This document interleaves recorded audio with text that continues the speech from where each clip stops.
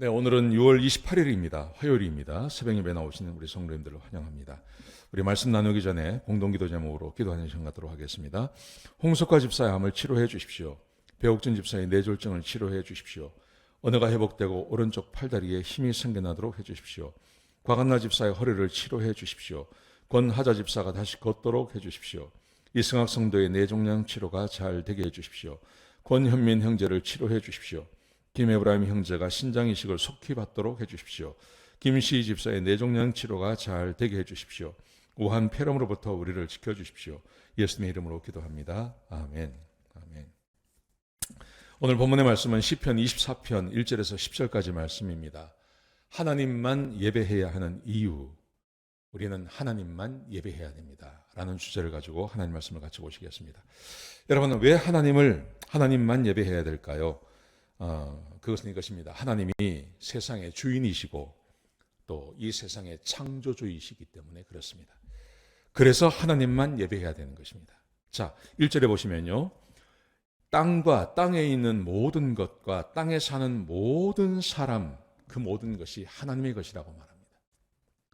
이 땅과 땅에 있는 모든 것, 그리고 땅에 사는 모든 사람, 전부를 말하는 거죠.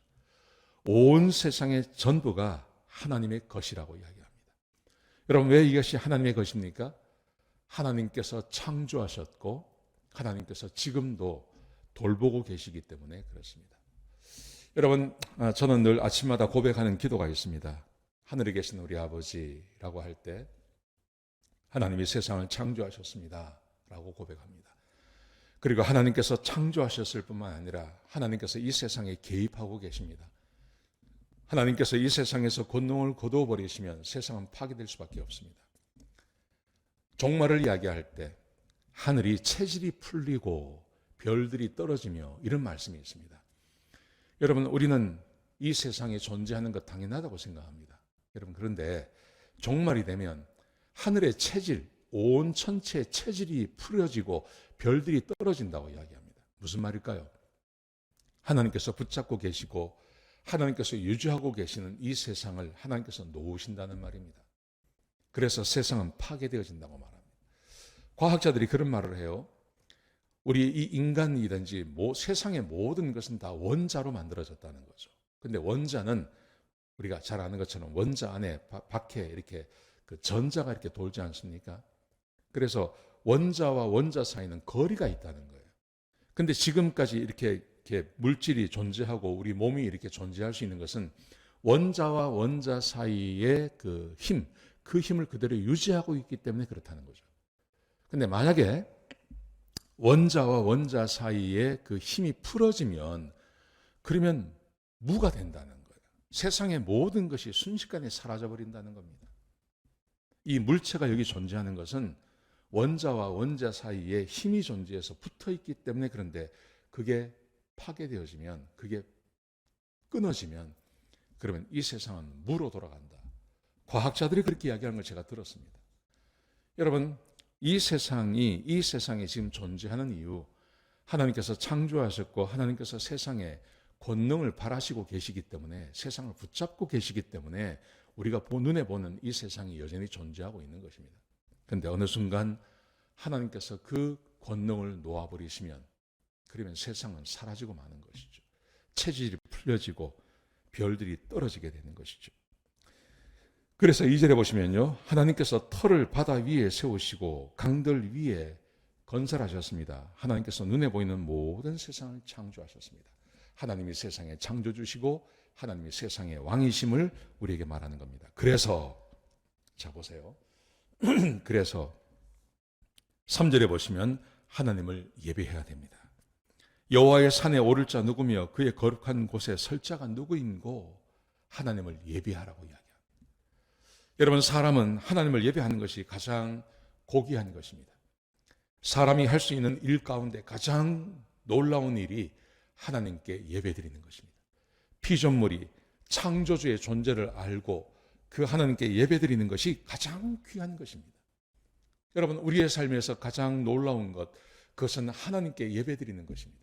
하나님께 영광과 존귀를 올려드리는 것입니다. 사람이 하는 일 가운데 가장 놀라운 일이 하나님께 예배드리는 것입니다. 사랑하시는 성도 여러분, 그러므로 우리는 일주일에 한 번 주일 예배로 모입니다. 이것은 교회 전통입니다. 초대교회부터 그렇게 왔습니다. 여러분, 이 전통을 잊지 마시기 바랍니다.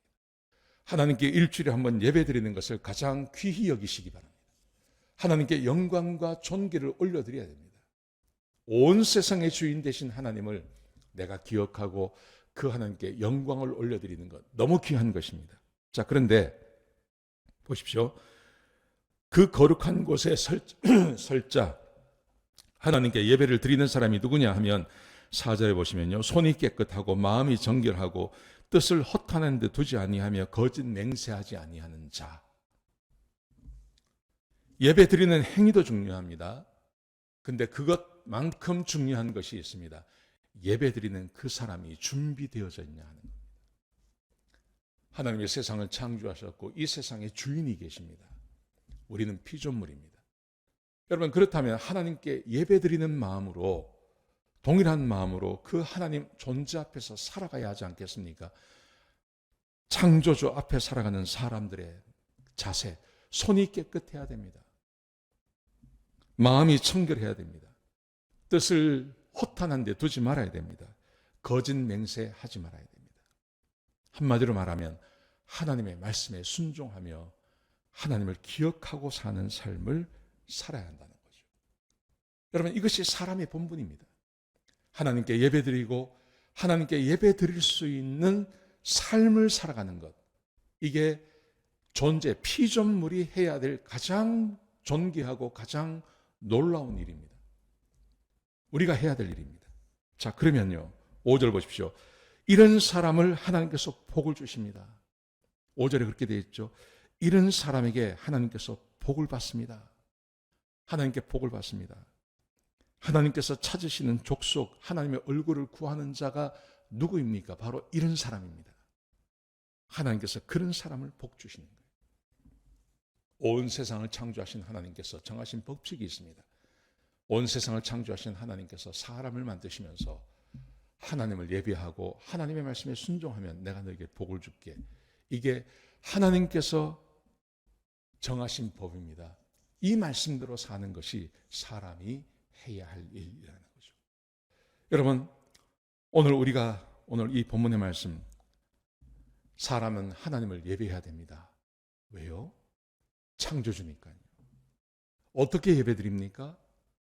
내가 하나님께 나아갈 수 있는 존재, 하나님께서 받으실 수 있는 존재가 되는 겁니다. 깨끗하게 사는 겁니다. 우리는 이미 깨끗해졌죠.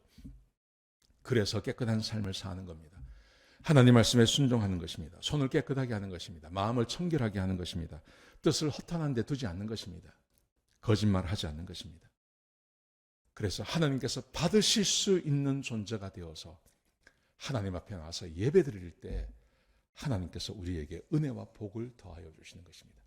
그런 삶을 살아가시는 저와 여러분 되시기를 주의 이름으로 축복합니다. 기도하시겠습니다. 아버지 하나님, 우리는 하나님을 예배하는 존재로 만들어졌습니다. 하나님만 예배를 받으실 수 있습니다. 다른 사람을, 다른 존재를 예배의 대상으로 삼지 않게 하시고 하나님께서 받으실 만한 예배자가 될 수 있도록 도와주옵소서. 주님 감사합니다. 예수님의 귀하신 이름으로 기도드렸습니다. 아멘.